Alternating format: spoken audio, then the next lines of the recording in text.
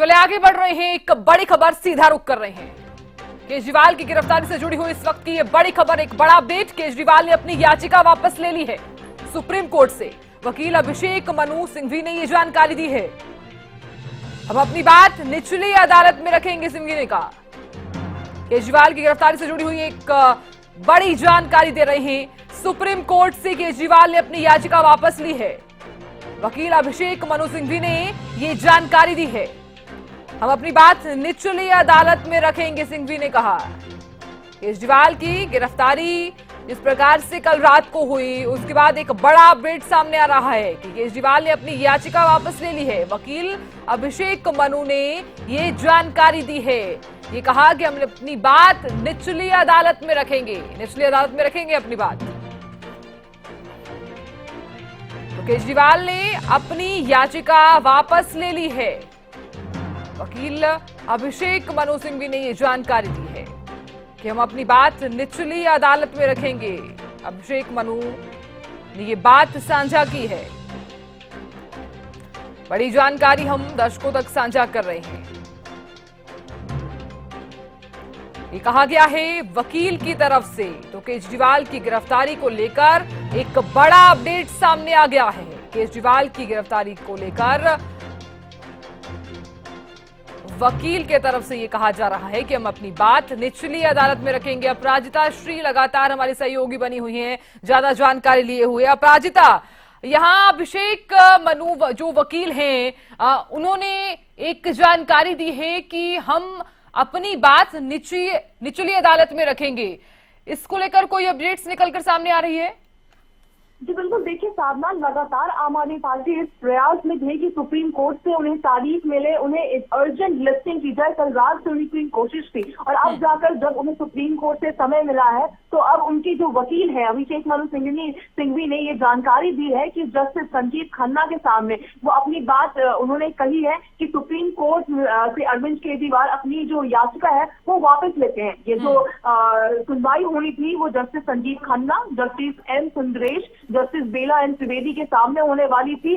कुछ ही समय में जो सुनवाई होनी थी, करीब 2:30-3 बजे का समय था ये। और अब ये खबर सामने आ रही है कि अभिषेक मनु सिंघवी ने ये जानकारी जस्टिस संजीव खन्ना के सामने रखी है कि वो जितनी भी बातें हैं वो जो ईडी ने उन्हें जो पेश किया जाएगा, उन्हें राउजबेली कोर्ट यानी पीएमएलए कोर्ट में उन्हें पेश किया जाएगा, तो जितनी भी बातें हैं वो उनके सामने रखेंगे। तो कुछ देर पहले हम सौरभ भारद्वाज को भी सुन रहे थे, उन्होंने कहा था एक लंबी लिस्ट थी जो सुप्रीम कोर्ट में सामने रखते अरविंद केजरीवाल को लेकर कि अपने परिवार से मिलने दिया जाए, अपने वकील से मिलने दिया जाए, तीसरा अपना जो कार्यभार है वो संभाल सके। ये लंबी लिस्ट थी उनकी जो सुप्रीम कोर्ट के सामने रखते। और अब ये खबर सामने आ रही है कि जो भी चीजें हैं, जो भी याचिकाएं हैं वो पीएमएलए कोर्ट में सामने रखेंगे। तो अब अरविंद केजरीवाल सुप्रीम कोर्ट के सामने पेश नहीं होंगे।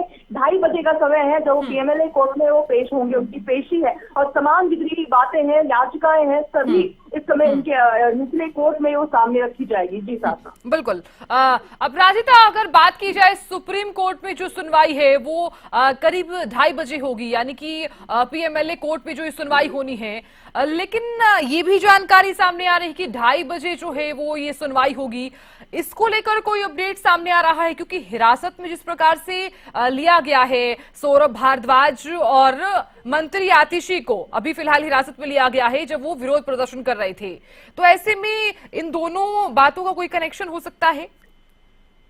ये बिल्कुल, देखिए वो सेक्शन 144 लगा दिया गया था। साफ तौर से आईटीओ के पास जो डीडी मार्ग है वहां पर सेक्शन 144 लगा दिया गया था। हमने कल भी देखा था कि अरविंद केजरीवाल के घर के बाहर, सीएम रेसिडेंस के बाहर सेक्शन 144 लगा दिया गया था। डिटेन किए गए थे जितने भी पार्टी वर्कर्स थे जो उत्पाद मचा रहे थे, उन्हें डिटेन किया गया था। तो साफ तौर से अभी भी आतिशी और भारद्वाज को और कुछ पार्टी वर्कर्स जिन्होंने वहां पर आंदोलन किया, क्योंकि देखिए साफ तौर से डीसीपी का कहना है कि वो जो एरिया है वो प्रोटेस्ट के लिए नहीं है, प्रोटेस्ट का एरिया नहीं है ये, यहाँ पर प्रोटेस्ट करने की इजाजत नहीं है। सेक्शन 144 लगा दिया गया था। आईटीओ मेट्रो स्टेशन को बंद कर दिया गया था। साफ तौर से यहाँ प्रोटेस्ट करने की परमिशन दी गई थी। और पहले भी हम अपने दर्शकों को लगातार बता रहे हैं कि राउजबेली कोर्ट में उनकी पेशी होनी है अरविंद केजरीवाल की। अब वर्चुअली होगी या फिजिकली होगी वो देखने वाली बात होगी। वहां पर आम आदमी पार्टी का ऑफिसर, साफ तौर से आम आदमी पार्टी ने कल ही प्रेस वार्ता कर, जब अरविंद केजरीवाल की गिरफ्तारी हो गई थी उसके बाद प्रेस वार्ता किया था और कहा गया था कि भाजपा मुख्यालय यानी वही जो सबसे नियरेस्ट मेट्रो स्टेशन है वो है आईटीओ मेट्रो स्टेशन स्टेशन, वहां पर डीडी मार्ग पर,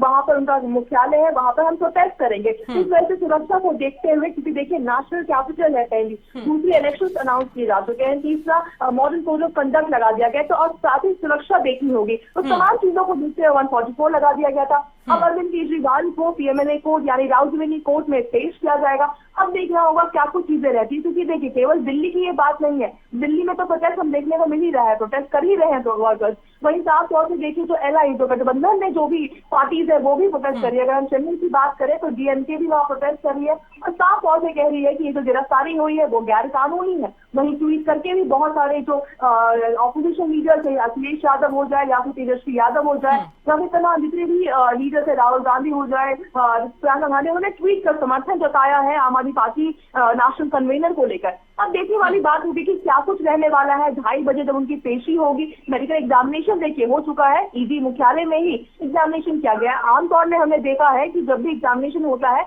तो उन्हें अस्पताल ले जाया जाता है, हॉस्पिटल ले जाया जाता है, मगर सुरक्षा को देखते हुए ईडी मुख्यालय में ही उनका मेडिकल कराया गया है। और बिल्कुल साफ तौर से आतिशी ने भी, जो मिनिस्टर है, उन्होंने भी साफ तौर से कहा कि अरविंद केजरीवाल को जेड प्लस सिक्योरिटी दी गई थी। अब क्योंकि वो ईडी की हिरासत में है तो क्या कुछ रहने वाला है, उनकी सिक्योरिटी कैसे रहने वाली है, ये देखने वाली बात होगी। बिल्कुल अपराजिता, वो तो तमाम तरह के आरोप भी लगाती हुई नजर आ रही थी सरकार पर कि पहले तो उन्हें जेड प्लस की सिक्योरिटी दी गई थी और अब अगर यहाँ पर ईडी की अगर वो गिरफ्त में है तो उन्हें सुरक्षा दी जाएगी या फिर नहीं, इस पर भी वो कह रही थी। ये भी कह रही थी कि लोकतंत्र की हत्या की जा रही है। तमाम तरह के जो आरोप हैं वो भी लगाती हुई नजर आई थी वो।